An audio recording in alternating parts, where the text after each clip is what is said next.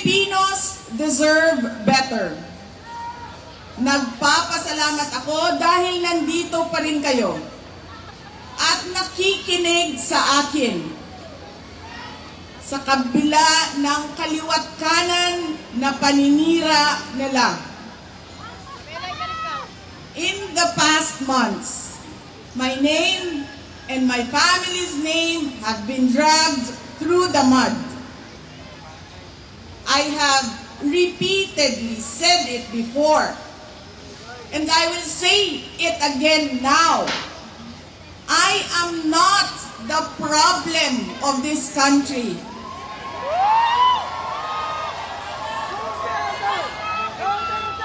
Hindi ako ang problema ng Pilipinas. Hindi Duterte ang problema ng Pilipinas. Sino nga ba ang tunay na makikinabang kung tuluyan ng burahin sa mundo ang pamilyang Duterte? Hindi ang mga Pilipino. Lalo nang hindi makikinabang ang mga biktima sa krimen, mga walang trabaho, mga naghihirap, o maging ang mga nagugutom. What we are witnessing is a systematic demolition job against political opponents that once dared to put the country first, even if it meant going against the most powerful interests in our homeland. Sa kasamaang palad, iniluklok natin ang isang leader na walang kakayahang maintindihan ang tunay na kalagayan ng mga Pilipino. So, sino nakakaintindi? Ikaw,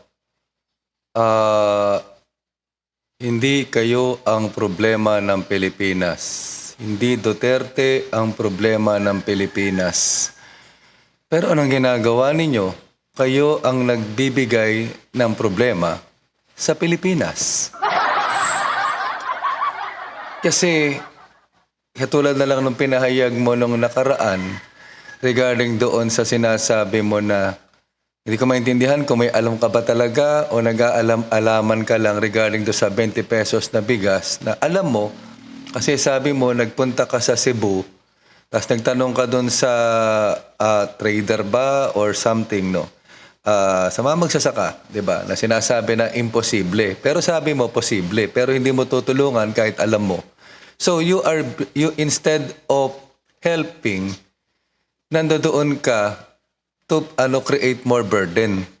Kasi ikaw yung tinatawag na second lead, no, of this country. Pero at the end of the day, wala ka naman tinutulong. Puro ka pukol, puro ka paninira. From the very beginning, since 2022, nag-start na actually, bago pa magkaroon ng eleksyon, bumanat na ng tatay mo ng bumanat, no? Tapos, ang gusto ninyong mangyari is to follow his lead. Di ba? Lahat naman ng mga proyekto na natenga nung panahon ng tatay mo, itinuloy naman. Ando doon yung tinatawag na continuity. Pero yung sinasabi na continuity regarding doon sa tokhang style of killing here and killing there, yun ba ang hinahanap ninyo? Siyempre, sabi nga, is a different person. Sabi mo nga, you are different with your father is different upon you, di ba? We are all unique, we are all different persons, we are all individuals. So bakit kailangan na yun tinatahak ng tatay mo, ang tahakin ng bagong Pangulo para lamang sabing mapagbigyan yung tinatawag na continuity. Right? Ito yung naging speech niya nga pala regarding diyan sa kanilang meeting de avance na makikita nyo yung aura ni Sara Duterte, no? Ni Tiffany Duterte. Ako na nagbansag kasi mas magkahawig sila ni Tiffany, yung asawa ni Chucky. Dahil sabi nga, di ba, as early as sugar order number 1, sa bibig niya na nagmula, di ba, na meron na silang inihanda na articles of impeachment as early as that. That's why I always remind, masakit yung may sumasaksak sa likod mo, pero mas masakit na makita mo kung sino may hawak na kutsilyo.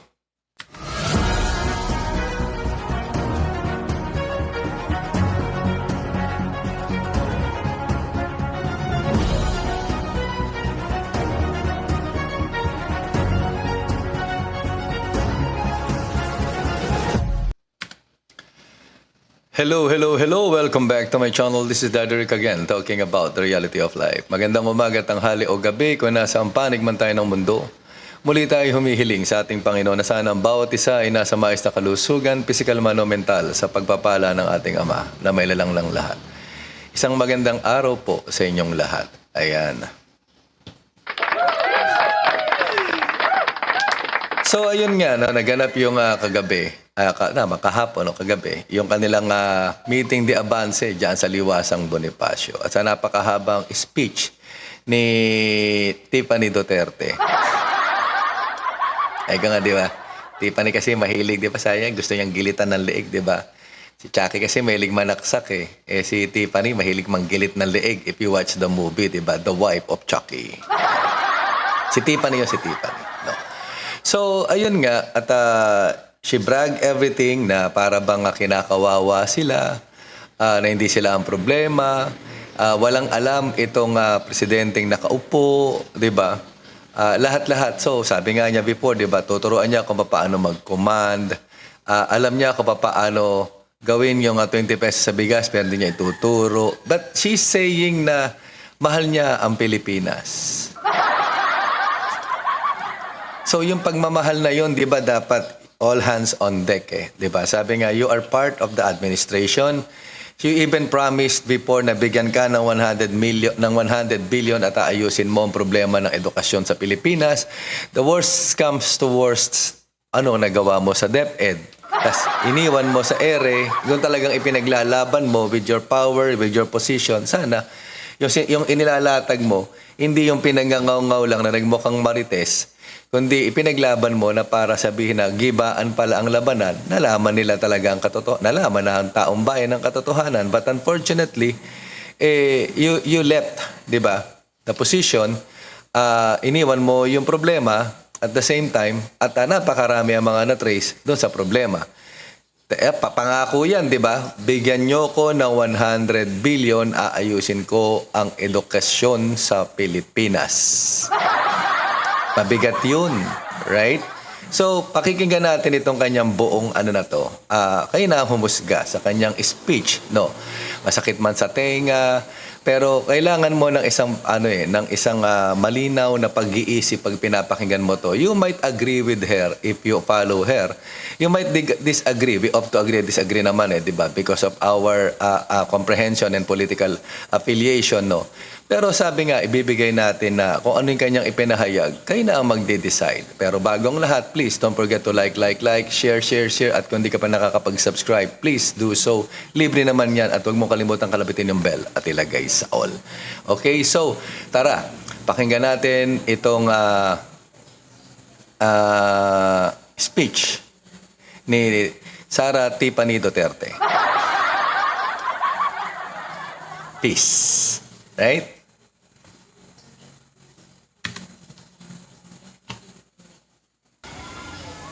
Ang pwesto na kinatatayuan ko ay hindi para sa akin. Ito ay para sa Pangulong Rodrigo Duterte. Pero tinawag ako ng tadhana dahil kinidnap ang tatay nating lahat.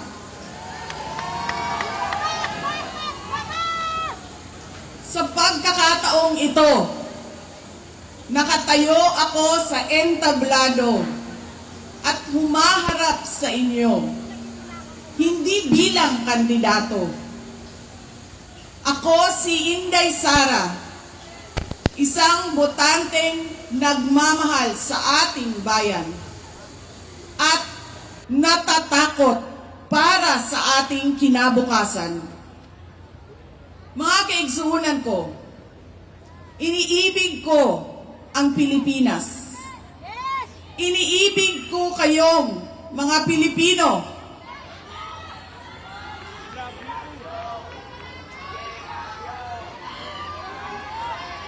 I love you too.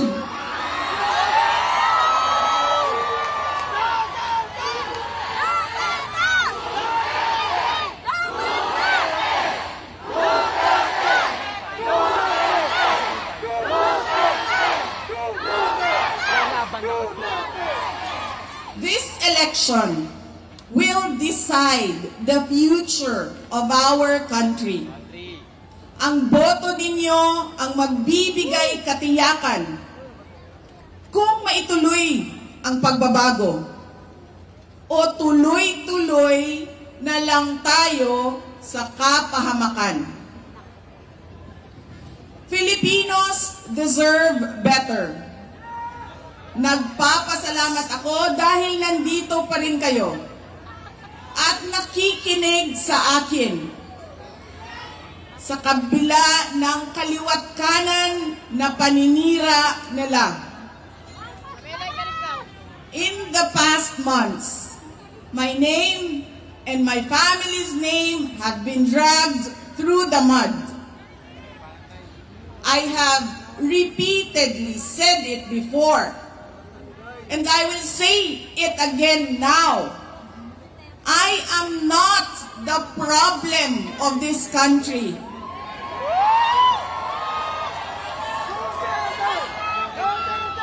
Hindi ako ang problema ng Pilipinas. Hindi Duterte ang problema ng Pilipinas. Sino nga ba ang tunay na makikinabang kung tuluyan ng burahin sa mundo ang pamilyang Duterte? Hindi ang mga Pilipino. Lalo nang hindi makikinabang ang mga biktima sa krimen, mga walang trabaho, mga naghihirap, o maging ang mga nagugutom. What we are witnessing is a systematic demolition job against political opponents that once dared to put the country first, even if it meant going against the most powerful interests in our homeland. Sa kasamaang palad, iniluklok natin ang isang leader na walang kakayahang maintindihan ang tunay na kalagayan ng mga Pilipino. At higit sa lahat, hindi kayang magdesisyon para sa kapakanan ng sambayanan. Pinagbabayaran natin ngayon ang pagpili ng maling leader. Nakikita natin ang lantaran at walang pakundangang paglabag sa ating saligang batas.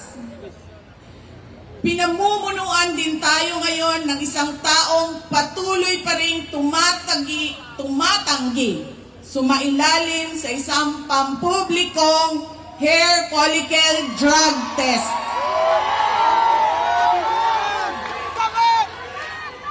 At nagsinungaling sa 20 pesos ang bigas.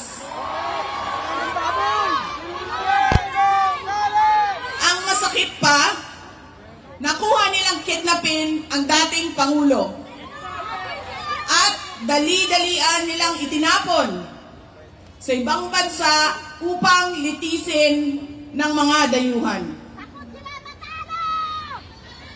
Ngunit, higit pa sa mga kabiguang ito ay isang mas malalim na pambabastos at panghiinsulto sa ating mga Pilipino.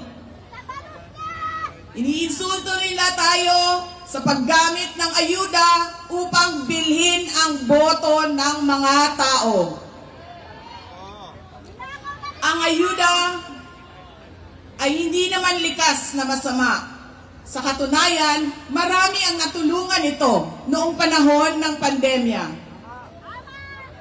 Ngunit, kapag ginamit ito para manipulahin kayo at pagsamantalahan ang inyong kahirapan upang manatili sila sa kapangyarihan, nagiging sandata ito ng pang-aabuso. Again, Filipinos deserve better.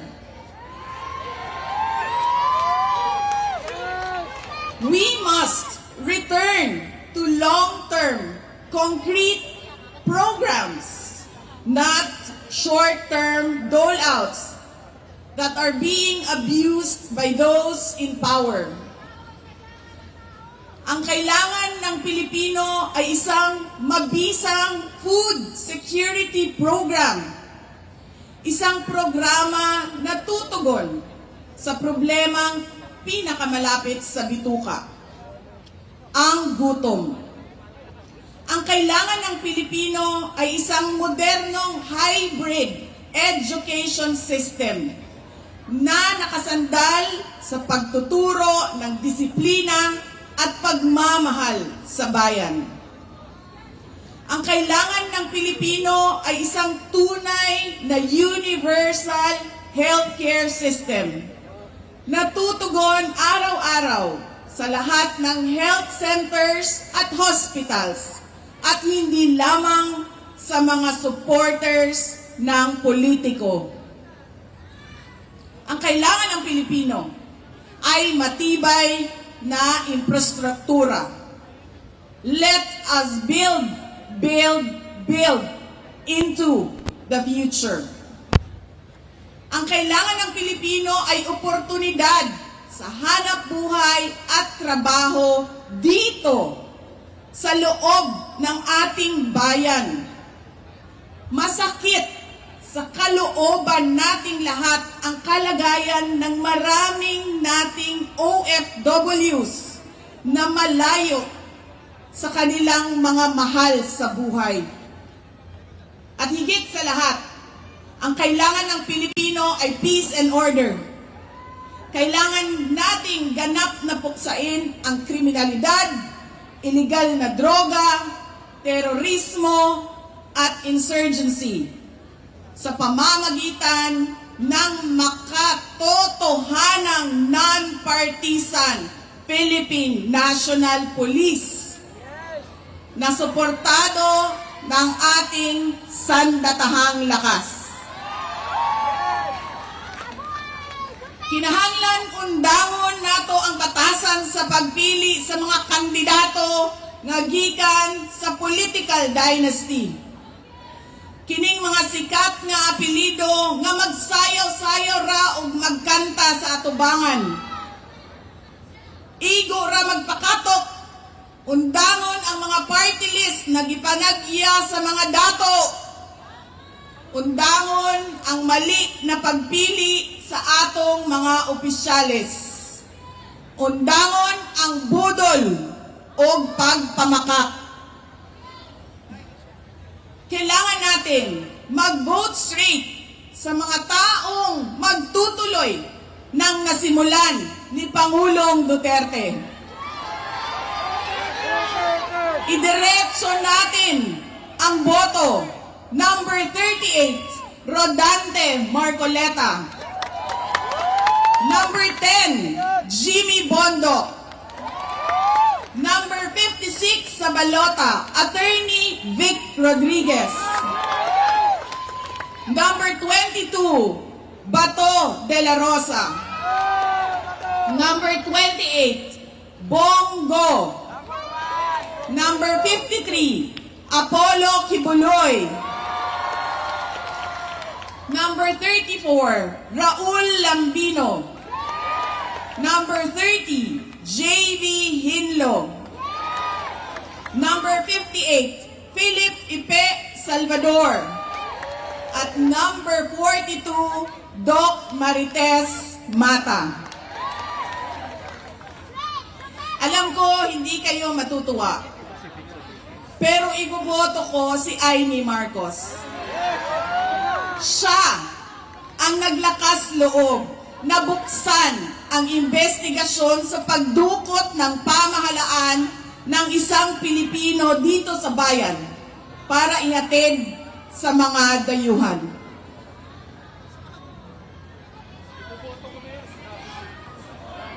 Iboboto ko rin si Camille Villar dahil sa kanyang karanasan bilang mambabatas sa House of Representatives na makakatulong sa isang tunay na pagbabago sa Senado.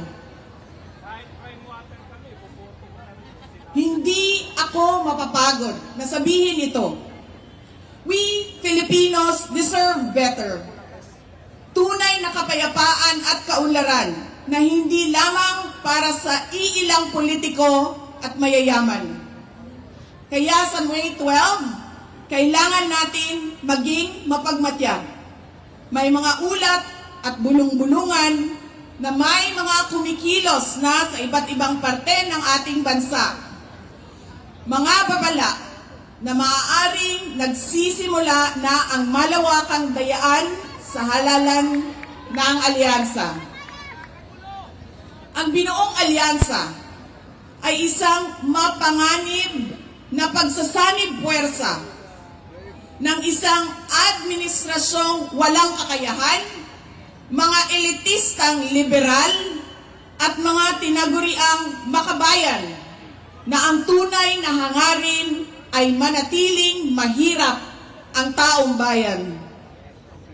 Isang alyansa na handang ibalik tayo sa kadiliman ng narco-politics, sa bangungot ng Typhoon Yolanda, kung saan ang mga Pilipino ay iniwan sa ulan, sa gutom, at sa kawalang malasakit. Ito ang alyansang muli nais nating alipinin gamit ang kahirapan, kasinungalingan, at kapangyarihan. Sa May 12, bumoto tayo ng may buong dangal. Bumoto tayo ng may tapang. Let us show the world that no amount of vote buying or cheating can suppress the fury burning in our hearts. Time and again, you have heard me say, God save the Philippines. Ngayong Lunes, bumoto tayo ng diretso. And let us all save the Philippines. Ako si Inday Sara Duterte, isang botante. Syukran.